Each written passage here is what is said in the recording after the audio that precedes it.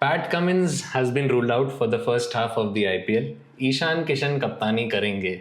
क्या वो PAT Cummins की स्ट्रैटेजी चले तो चांद तक नहीं तो शाम तक के भरोसे रहेंगे? यार, before I answer your question I want to address something. Ishan Kishan, what a comeback, what a story. मतलब एक बंदा 2 साल इंटरनेशनल क्रिकेट से बाहर है, कोई शोर नहीं, कोई हल्ला नहीं, कोई कंट्रोवर्शियल स्टेटमेंट्स नहीं, कोई ट्वीट्स नहीं, सिर्फ मेहनत खुद पर, अपने गेम पर, और वापस आता है। विजय हजारे ट्रॉफी में अच्छा परफॉर्म करता है, सैयद मुश्ताक अली अपनी टीम को एज अ कैप्टन जिताता है, इंडियन टीम में कमबैक होता है and the story has been amazing. शायद इस स्टोरी की सही एंडिंग एक IPL trophy as a captain हो सकती है। आई थिंक ईशान किशन के ऊपर बहुत बैंक भी किया गया है, क्योंकि उन्होंने झारखंड से कप्तानी करके झारखंड को जिताया भी, इसीलिए उनको ये मौका दिया गया है। और जब उनको मौका मिला, उनको वनडे में मौका मिला, उन्होंने 200 मारी, उन्हें T20 वर्ल्ड कप में मौका मिला और वो क्या खेले हम सबको पता है। उनका फॉर्म भी अच्छा है, कप्तानी में उन्होंने जोर भी दिखा दिया डोमेस्टिक क्रिकेट में, तो मुझे लगता है ये अच्छा आईपीएल जा सकता है उनका। Now coming back to your question, मुझे ऐसा लगता है पैट कमिंस भले नहीं हो, बट ड्रेसिंग रूम का माहौल और अप्रोच वही रहेगी। ये जो टेम्पलेट सनराइजर्स हैदराबाद ने दिखाया है, और अभी अभी इंडियन टीम ने T20 वर्ल्ड कप में प्रूव भी किया है कि इस टेम्पलेट के साथ यू कैन विन ट्रॉफीज। तो मुझे लगता है Sunrisers Hyderabad is going to be one of the strongest contender for this IPL trophy.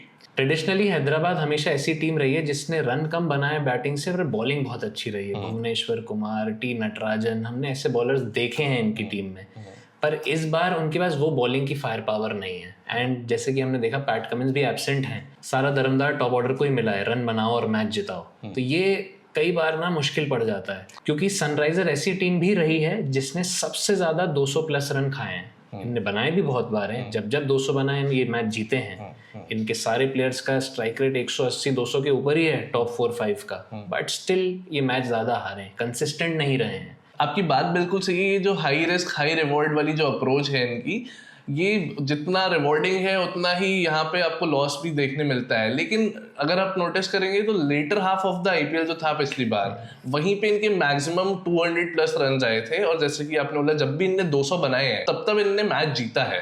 और शायद इसी अप्रोच के लिए इतना बड़ा पर्स खर्च किया है लियम लिविंगस्टोन पे। Although we are not very happy with the auction, जो सनराइजर्स हैदराबाद की जो अप्रोच थी, जो स्ट्रैटेजी थी, 25 करोड़ के पर्स के साथ आप जाते हैं और 13 करोड़ में आप लियम लिविंगस्टन लेके आते हैं। लेकिन शायद उनका थॉट प्रोसेस ये होगा कि नीचे अगर अनिकेत वर्मा या नितिश रेड्डी वो फायर पावर नहीं दे पा रहे हैं, तो शायद लियम लिविंगस्टोन वो नाव को पार लेके जाएंगे अगर हमें जरूरत पड़ रही है तो। हैदराबाद एक वो टीम है जिसको बोला जा रहा है सबसे पहली बार 300 क्रॉस करेगी, इनका प्लेयर 200 प्लस बनाएगा। ये सब बात ठीक है, पर ये आपके टॉप 3, 4, 5 ही बनाएंगे। अगर इसके बाद लियम लिविंगस्टन को भी लेके आ जाते हैं, आप 300 के 400 नहीं बना पाएंगे। आपको ये 300 रन, 250 रन, 200 रन डिफेंड भी करने हैं। जैसा आईपीएल होने वाला है, 200 रन खूब मारेगी एसआरएच, पर 200 रन डिफेंड करना आसान नहीं होगा। इस बार हैदराबाद ने लोकल टैलेंट पे बहुत सारा पर्स इन्वेस्ट किया है। Varun Aaron, he is a very good scout. वो लेकर आए ओमकार तरमले, जो मुंबई के आसपास के एक छोटे से गांव से आते हैं, जिनने अभी विजय हजारे में बहुत अच्छा परफॉर्म किया है। वो पेस है, वो स्किल्ड होता हुआ बॉल है, सीम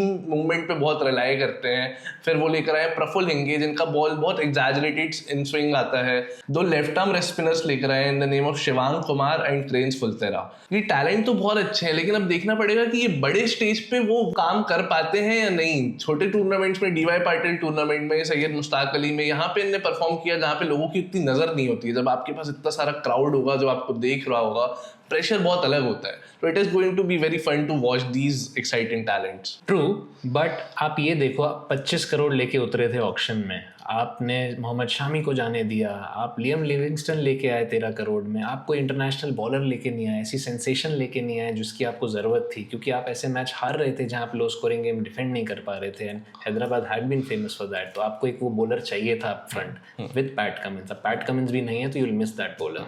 पैट कमिंस अगर फिट भी होते तो आप ऊपर ट्रैविस हेड को खिला रहे हैं, हेनरिक क्लासन को खिला रहे हैं, पैट कमिंस खुद आ जाते हैं। That gives you your 3 overseas player, मतलब सिर्फ एक ही ओवरसीज प्लेयर की जगह बचती है। और अगर आप लिविंगस्टन को खिला रहे हैं तो फिर आप शायद ब्राइडन काश या ईशान मलिंगा, जो आपके पास कुछ डिसेंट बॉलिंग ऑप्शंस हैं, उनको आप नहीं खिला पाएंगे।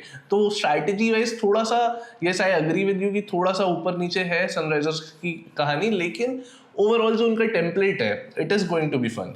दे have a very inexperience bowling setup. अगर आप उनके 2 बॉलिंग स्पिनर्स देखें जो हैं, एक है जीशान अंसारी, एक आपने अभी बताया क्रांस फुलेत्रा, ये दोनों ही उनके स्पिनर्स हैं जो वो खिला सकते हैं. They don't have any other good option. हाँ, आप ट्रेविस हेड से बॉल डलवा सकते हैं, आप अभिषेक शर्मा से बॉल डलवा सकते हैं, आप लिविंगस्टन से बॉल डलवा सकते हैं, but they are not your prime bowlers. आपके पास कोई भी प्रॉपर स्पिनर बॉलर नहीं है. They are not prime bowlers, but yes they have Shivang Kumar in the side. एक left arm wrist spinning option है, एमपी के लिए खेलते हैं. अभी रिसेंटली विजय हजारे में 3 मैच में उन्होंने 9 विकेट निकाले और इतने ही नहीं 8वें-9वें नंबर पे आके 70-80 रन भी मार के गए हैं. तो he can be a good option. MPL में भी अच्छा कर रहे हैं, भोपाल लेपर्ड्स के लिए खेलते हैं शिवांग कुमार. तो he can be a good option for Hyderabad.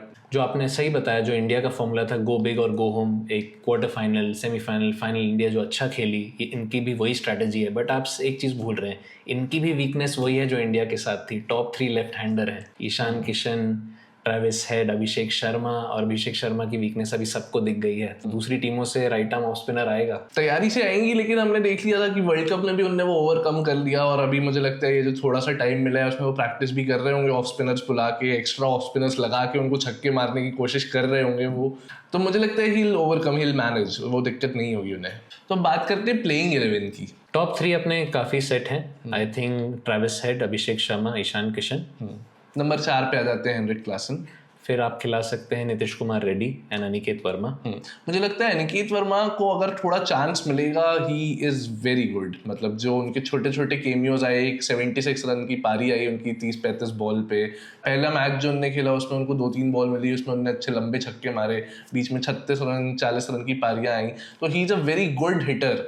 उनको अगर ऊपर मौका मिलेगा तो आई एम श्योर वो काफ़ी अच्छा परफॉर्म करके देंगे और वो उस टेम्पलेट पे भी फिट बैठते हैं जो हैदराबाद लेके चलता है. He's got a very good strike rate. अच्छे प्लेयर हैं. एमपीएल में भोपाल लेपर्ड्स की तरफ से खेलते हैं, लंबे छक्के मारते हैं. मैं उनसे मिला भी हुआ हूँ और वो बहुत हाइटेड प्लेयर नहीं है, पर छक्के बड़े लंबे मारते हैं. और वो पिक भी इसीलिए हुए थे. एमपीएल में और सिंधिया कप में उन्होंने 120 रन मारे थे कुछ 41 बॉल पे. तो वहीं से सनराइजर्स हैदराबाद ने उनको पिक किया था लास्ट सीजन. एंड वो छोटे छोटे केमियोज उन्होंने बहुत अच्छे दिए हैं हैदराबाद के लिए. इसके बाद हम लिविंगस्टन को खिला सकते हैं. 13 करोड़ खर्च किया है तो जगह तो बनती है. पैट कमिंस भी नहीं है तो आपके पास एक ओवरसीज प्लेयर खिलाने की जगह और है. नंबर 8 पे आप ब्राइडन कार्स को लेके आ सकते हैं पैट कमिंस की जगह, कि आपको एक फास्ट बॉलर चाहिए ही चाहिए. तो I think he makes it to the side. And he also bats decently. Like to like replacement तो मैं नहीं कहूंगा क्योंकि स्किल सेट और एक्सपीरियंस में बहुत डिफरेंस है, बट हाँ similar skill set we can say. तो ब्राइडन कार्स कम्स इन. इसके बाद 9वें नंबर पे हर्षल पटेल आ जाते हैं. इनके बारे में हमने पहले ज्यादा बात नहीं करी, but he is a proven match winner. वो उनकी स्लोअर बॉल्स बहुत ही लीथल होती है अगर वो अच्छे टच में होंगे, जो हमें आगे देख के पता चलेगा. तो 9वें नंबर पे मेरे हिसाब से हर्षल पटेल आ जाते हैं. इंडिया सेटअप से तो बाहर ही हैं, पर बॉलिंग अच्छी डालते हैं. उनकी स्लोअर यॉर्कर्स अच्छी हैं, अच्छा मिक्स करते हैं, आखिरी में भी ओवर डाल सकते हैं. आई थिंक पैट कमिंस की एक कमी थोड़ी सी पूरी यहाँ करेंगे वो. नंबर 10 पे आ जाते हैं जीशान अंसारी, जिनको हमने पिछले साल देखा था. Is a decent spinner. और इनके अलावा और कोई ऐसा एक्सपीरियंस स्पिनर इनके पास नहीं है सेटअप में. एंड नंबर 11 पे बनते हैं जयदेव उनदकट. काफी एक्सपीरियंस बॉलर हैं, रणजी ट्रॉफी के कैप्टन भी हैं, डोमेस्टिक का भरोसा है. आई थिंक ईशान किशन से ज्यादा कैप्टनसी का तजुर्बा तो इनको है. बिल्कुल, सिर्फ ईशान किशन से नहीं, इंडिया में काफी सारे कैप्टन से काफी ज्यादा तजुर्बा है जयदेव उनदकट को. और पैट कमिंस की एब्सेंस में he will be very instrumental to help Ishan Kishan in the captaincy. Although Ishan अभी recently as a captain Jharkhand को जिता के आए हैं, तो he knows how to run the game. But फिर भी एक एक्सपीरियंस इंसान आपके आसपास हो तो you know it helps. Overall मैं इसको थोड़ा सा इनएक्सपीरियंस स्क्वाड बोलूंगा from the bowling angle. Batting उनकी विस्फोटक है, हमेशा से रही है और इस सीजन भी रहेगी. और उन्होंने अपनी आर्मी में लियम लिविंगस्टन को भी रख लिया है. तो आई थिंक ये देखना होगा कि बैटिंग तो 200 रन तो बनाएंगे. क्या इस बार 300 बनाएंगे? बन सकती है ये पहली टीम जो 300 बनाएगी, पर हमको देखना है इनकी बॉलिंग में 300 डिफेंड भी कर पाएंगे या नहीं. आपको क्या लगता है, क्या इस बार सनराइजर्स हैदराबाद 300 रन स्कोर करेगी? और अगर करेगी तो क्या उनके बॉलर्स 300 रन डिफेंड कर पाएंगे? Let us know in the comments.